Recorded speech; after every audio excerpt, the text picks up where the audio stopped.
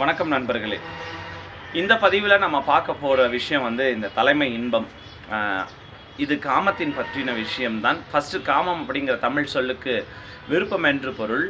இது குழந்தைகளும் பருவத்துக்கு வராத குழந்தைகளும் கேட்கும் விதத்தில் தான் இந்த காணொளி அமைக்கப்பட்டிருக்கிறது. அதனால் காமம் அப்படின்னு சொன்னோடனே இதை திருப்பிவிட வேண்டியதில்லை.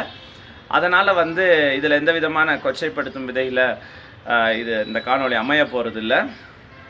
ஏன் இதை பற்றி சொல்கிறோம் அப்படின்னா, ஃபஸ்ட்டு நான் இது இன்றைக்கி ஒரு டிஃப்ரெண்ட்டான லொக்கேஷனுக்கு வந்திருக்கேன். இன்றைக்கி ஹாஃப் இயர்லி லீவுக்கு நாங்கள் எல்லாருமே ஃபேமிலியாக இங்கே ஊட்டி ஒட்டக்கமண்டு நீலகிரிக்கு வந்திருக்கிறோம். சும்மா ஒரு தகவலுக்காக சொல்லியிருக்கேன். இதில் நிறைய பேர் இந்த தலைமை இன்பத்தை பற்றி சொல்ல வேண்டும். இது என்ன, எப்படி இருக்கும், இது ஏன் இதை பற்றி இவ்வளோ வலியுறுத்துறீங்க, உணவுக்கு அதுக்கும் என்ன சம்பந்தம், சர்க்கரைக்கு என்ன சம்பந்தம், இந்த உலகத்தில் நம்ம அடைய வேண்டிய இன்பங்களில் இது ஒரு மிகப்பெரிய இன்பம், இதை பற்றியெல்லாம் கொஞ்சம் விளக்கி கூறுறதுக்காக தான் இந்த காணொளி. ஆழமாக இதை பற்றி சிந்திப்போம், பார்ப்போம். இது ஒரு முக்கியமான விஷயம்தான். இதை பற்றி பேசும்பொழுது தான் அனைவருக்கும் வெட்கம் வருகிறதே தவிர, இதை அனுபவிக்கும் பொழுது இன்பம் மட்டுமே தான் வருகிறது. அப்புறம் எங்கள் ஆசிரியர் அடிக்கடி நான் கோட் போட வேணாம், இந்த மாதிரியெல்லாம் நான் வேணும்னு போடல சார், இந்த மாதிரி நான் வேலை மேலே இருக்கும்போது அப்படியே ஒரு சிந்தனை வரும். அந்த சிந்தனை வரும்பொழுது அந்த ஒளிப்பதிவு எடுக்க வேண்டும், அந்த சிந்தனை கலரக்கூடாது அப்படிங்கிறதுக்காக தான் எடுப்பேனே தவிர, மற்றபடி இரண்டாம் தொழிலை ஒரு பொழுதும் நான் செய்யவில்லை. படித்தேன், படித்து முடித்து கல்லூரிக்கு வந்தேன், கல்லூரி முடித்து நான் என்னுடைய மருத்துவர் பணியை செய்தேன். இன்ன வரைக்கும் கூட ஒரு பொடி விற்கலை, ஒரு ரியல் எஸ்டேட் பண்ணல, இந்த ஆம்வே, வெஸ்டேஜ், ஹெர்பா லைஃப் ஒரு பொடியை கூட நான் விற்றதில்லை ஐயா. இந்த மருத்துவம் ஏன்னா இது கொஞ்சம் ஓவராக இருந்தாலும் நான் சொல்கிறேன், எனக்கு எம்ஜிஆரை ரொம்ப ரொம்ப பிடிக்கும். என் மனசுக்கு ரொம்ப பிடிச்ச தலைவர் அவர் ஒருத்தர். அதற்காக அந்த கட்சியை பிடிக்கும், அந்த இதை ஆதரிக்கிறேன் அப்படியெல்லாம் இல்லை. அவர் சொன்ன ஒரு விஷயம் என்னென்னா, நீ மக்களை விரும்பு, மக்கள் உன்னை விரும்புவாங்க. அதே எனக்கு ரொம்ப ஆழமாக பிடிச்சி போச்சு. பிணியாளர் பேஷண்ட்டை நான் விரும்பணும். என் பேஷண்ட்டை நான் ஒரு நாளைக்கு ஓபி 10 பேஷண்ட் பார்க்குறேன். வார்டில் ஒரு 25-30 பேஷண்ட் இருக்காங்க. எல்லாருமே என்னோடய சுய விருப்பத்தோடு தான் நான் பார்க்கிறேன். அப்போ அவங்க என்னை விரும்புகிறாங்க. அதுதான் அந்த தாரக மந்திரத்தை ஒரு பொழுதும் நான் மறக்கப் போவதும் இல்லை, அதை விட போகிறதும் இல்லை. நான் எம்ஜிஆர் ஆக வேண்டாம், அது எனக்கு தெரியும். அவர் போல யாரும் ஆக முடியாது. அவர் பாதையில் செல்வதற்கு நான் பெருமை கொள்கிறேன். சரி, இந்த தலைமை இன்பம் அப்படின்னாக்குள்ளே உள்ளே போகிறதுக்கு முன்னாடி, ஒவ்வொரு மனிதருக்கும் 3 விதமான பசிகள் வரும். 3 விதம் அப்படின்னாலே உங்களுக்கு தெரிஞ்சிருக்கும். இந்த உலகத்தில் எல்லாத்தையுமே 3ஆக பிரிக்கலாங்க. அறம், பொருள், இன்பம், அது போல் பிரிக்கலாம். சாத்விகம், ராஜசம், தாமசம் அப்படின்னு பிரிக்கலாம். எதுவுமே நிறங்கள் 3, குணங்கள் 3, தெய்வங்கள் 3, மதங்கள் 3 அப்படின்னு எல்லாத்தையும் 3 நம்ம பிரிக்கலாம். ஆக இந்த பிரிக்கும் பொழுது ஒவ்வொரு மனிதனுக்கும் 3 விதமான பசி வரும். அதில் முதல் பசி வயிற்று பசி. அது இல்லை அப்படின்னா உலகத்தில் இங்கே யாரும் ஓட போகிறதில்லை, படுத்தே தூங்குவோம். அந்த வயிற்று பசி அனைத்து உயிர்களும் அதை ஒரு நாள் தினமே அதை அனுபவிக்குது. அடுத்து வர பசி பருவம் வந்த உடனே.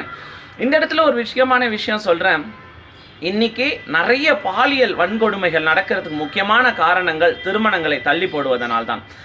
இது சிலப்பதிகாரத்திலையும் மற்ற மகாபாரதம் போன்ற இந்த ராமாயணம் போன்ற இது ஏன் அப்படின்னா, ஒரு தலைமுறை காலம் 14 வருடங்கள் என்று சொல்லப்பட்டது. ஒரு தலைமுறை காலம் அப்படிங்கிறது ஆணுக்கும் பெண்ணுக்குள்ள திருமண வயதை 2ஆக பிரித்தால், வனவாசத்துக்கு ராமரை 14 வருடங்கள் செல்ல சொன்ன காரணமும் அதுதான். அப்போனா 14 வருடங்கள் அப்படின்னா ஆணுக்கும் ஒரு தலைமுறை அப்படி இருந்தது. அப்போது பெண்கள் 12 வயதிலும் ஆண்கள் 14 வயதிலும் திருமணம் செய்து கொண்டார்கள். அதை இப்போ செய்யணுங்கிறது என்னோட அர்த்தம் இல்லை. உடனே நீங்கள் கிளம்பாதீங்க, இந்த மாதிரி இது கவர்மெண்ட்டுக்கு எதிரான செயல், நான் அதை பற்றி சொல்ல வரல. காமம் போன்ற சிந்தனைகள் பெண்ணுக்கு 12 வயதிலும் ஆணுக்கு 14 வயதிலும் வருகிறது. அதை நாம் மதிக்கவில்லை என்றால் தான் அது பாலியல் தவறுகளாக போன் மூவிஸ், அதாவது குழந்தைகள் இந்த நியூடாக இருக்கிற மூவிஸ் பார்க்குறது, அவங்களுடைய அந்த பருவத்தை ரெஸ்பெக்ட் பண்ணணும். அவங்க குழந்தையாக இருக்கும்போது அந்த வாயிலெல்லாம் பால் வடிகிற முகத்தை சந்தோஷமாக ஏற்றுக்கிட்டீங்க இல்லையா? அதே மாதிரி அவங்க அந்த மழை சொல்ல ஏற்றுக்கிட்டீங்க இல்லையா? அவங்க நல்ல அந்த செவத்துலாம் வரைகிறத ஏற்றுக்கிட்டீங்க இல்லையா? இந்த பருவத்தையும் ஏற்றுக்கொள்ளுங்கள். இதை ரெஸ்பெக்ட் செய்யுங்க. அதை ரெஸ்பெக்ட் பண்ணுங்கள். உங்களுக்கு நிறைய விஷயங்கள் புரிய ஆரம்பிக்கும். என் குழந்தை எப்போ பருவத்துக்கு வந்தது அப்படின்னு நீங்கள் கண்டுபிடிக்கணுமா அப்படின்னு தெரிஞ்சிங்கன்னா, பொதுவாக குழந்தைகள் தன்னுடைய பிறப்புறுப்புகளை மறைக்கணும்னு விருப்பப்பட மாட்டாங்க. அது ட்ரெஸ் எல்லாமே சுற்ற ஆரம்பிப்பாங்க. அடுத்த பாலினத்தோட ரொம்ப இயற்கையாக ரொம்ப எந்த விதமான ஒரு தயக்கம் இல்லாமல் விளையாடுவாங்க.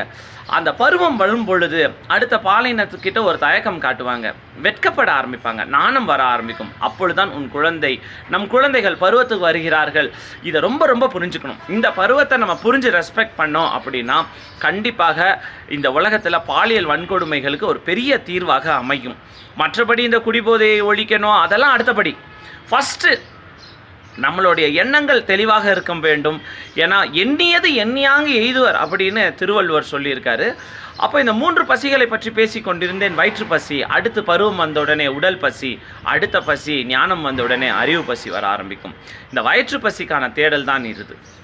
ஒவ்வொரு மனிதரும் இந்த வயிற்று பசி வந்தாலும் சரி, உடல் பசி வந்தாலும் சரி, தன் நிலையை மறந்து, தன் கல்வியை மறந்து, தன் பண்பை மறந்து, தன் குலத்தை மறந்து எல்லாத்தையும் மறந்து போகிறாங்க. அப்போது மறந்து இந்த பசியை ஆற்ற வேண்டும் அப்படின்னு போகிறாங்க. ஏன் இந்த உடல் பசிக்கு அவ்வளோ இன்பம்? இப்போ லட்டு அப்படின்னாக்கா கண்டால் சுவை, சுவைத்தால் சுவை, அதோடைய வாசம் சுவை. இந்த ஐம்புலன்கள், அதாவது இந்த மெய்வாய் கண்முக்கு செவி வழியாக சுவை ஒளி ஊர் ஓசை நாற்றம் என்ற 5 பொறிகள் வாயிலாக 5 அனுபவங்களை நம்ம பெறும். இந்த பெரும்பாலான விஷயங்கள் 1 முதல் 4 பொறிகளுக்கு தான் இன்பங்கள் தருகிறது. சில விஷயங்கள் கண்டால் இன்பம், கேட்டால் இன்பம், நுகர்ந்தால் இன்பம், சுவைத்தால் இன்பம், தொட்டால் இன்பம். ஆனால் காமம் என்பது மட்டும்தான் 5 புலன்களுக்கும் வேலை. அதனால தான் இதை தலைமை இன்பம் அப்படின்னு நம்மளுடைய முன்னோர்கள் சொன்னாங்க. தலைமை இன்பம் அப்படிங்கிறது காமத்துக்கு மட்டும்தான் குறிக்கும். அதனை தான் மனோதத்துவ நிபுணரின், அதாவது இந்த மனோதத்துவ துறையின் தந்தையான சிக்மண்ட் ஃப்ராய்ட் அப்படின்றவர் செக்ஸை ப்ளஷர் என்று டிஸ்கிரைப் செய்கிறார். சிக்மண்ட் ஃப்ராய்ட் அவர்கள் செக்ஸை pleasurable event, any event that is gives pleasure is called sex அப்படின்னு சொல்கிறாரு. இந்த தலைமை இன்பம் அப்படி என்பது இந்த உடலின் பசி வந்த பிறகு கண்ணால் கண்டு, காதால் கேட்டு, மூக்கால் நுகர்ந்து, வாயால் சுவைத்து, மெய்யால் உணர்ந்து இந்த இன்பத்தை அடைவதால் இது தலைமை இன்பம் என்று சொல்லப்படுகிறது. இந்த தலைமை இன்பம் எதற்கான ஒத்திகை அப்படி என்பது பேரிலே தெரிஞ்சிருக்கலாம். இதை சிற்றின்பம் என்று நம் முன்னோர்கள் சொன்னார்கள். பேரின்பம், அதாவது கதை இதை விடுறேன் அப்படின்னு நினைக்காதீங்க. மகாபாரதம் முதல், ராமாயணம் முதல், நம் இதிகாசங்கள் முதல், திருவாசகம் முதல், திருக்குறள் முதல் அனைத்திலுமே சொல்லப்பட்டிருக்கிறது. சிற்றின்பம் என்பது பேரின்பத்துக்கான ஒத்திகை தான். சிற்றின்பம் அதனால்தான் கிரகஸ்தன் காண பிறகுதான் அவன் துறவியாக மாற முடியும். ஏன் சிலர் இந்த சிற்றின்பத்தை துளைத்துகிறார்கள் அப்படின்றதுல நீரிழிவு முக்கியமான பங்கு வகிக்குது. பசி எடுத்து மாறுபாடு இல்லாத உணவை அளவாக சாப்பிடாத வேளையில் இந்த சக்கரை வந்த உடனே உடலில் முதலில் பாதிக்கப்படக்கூடிய விஷயமே இந்த சிற்றின்பம் தோற்பது தான். என்னடா திடீர்னு அலர்ஜியா ரொம்ப டைட்டான விஷயம் சொல்லியிருக்கேன். ஆமாங்க, சக்கரை நோயாளிகளில் மிகவும் பாதிப்படையக்கூடிய விஷயம் எண்ணங்கள் எல்லாம் இருக்கும்.